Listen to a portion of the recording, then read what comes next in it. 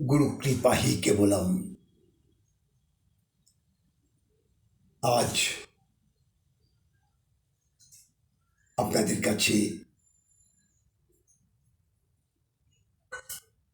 একটি টিপস অর্থাৎ খুব গুরুত্বপূর্ণ কথা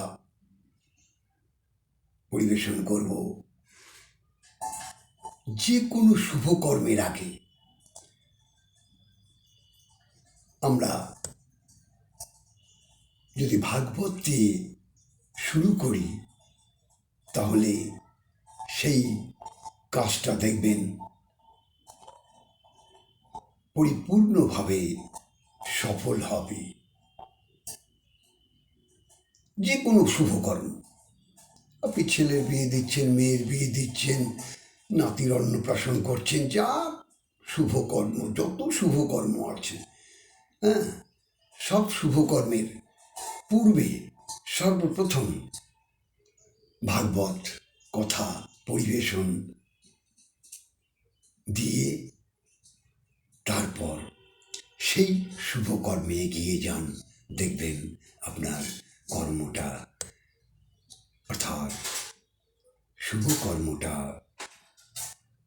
সুসম্পন্ন হবে ভালোভাবে। এটা ভাগবতের কৃপা। যাই হোক, অনেক জায়গায় আমাকে পাঠ করতে যেতে হয়।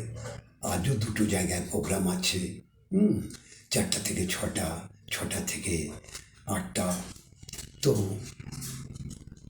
এই শুভকর্মের পূর্বেই, যে কোনো শুভকর্ম পূর্বে এই ভাগবত দিয়ে যদি আরম্ভ করা যায়, হ্যাঁ, সেই কর্মটা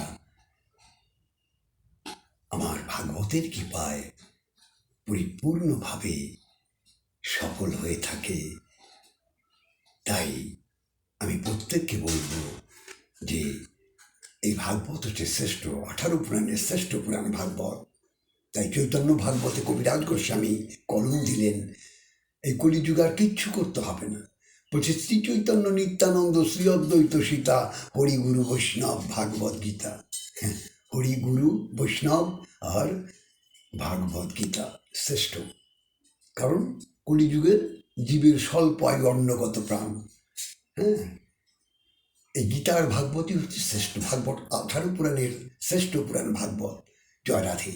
আপনারা ভাগবত কথা শ্রবণ করুন আর প্রতিনিয়ত, হ্যাঁ, আনন্দে রসে, হ্যাঁ, কৃষ্ণ রসে পরিপূর্ণ হয়ে থাকুন আর রাধা নাম জপ করুন। জয় রাধে, জয় নিতাই, মঙ্গলে থাকুন আর সদা সর্বদা কৃষ্ণ নাম রাধা নাম জপ করুন।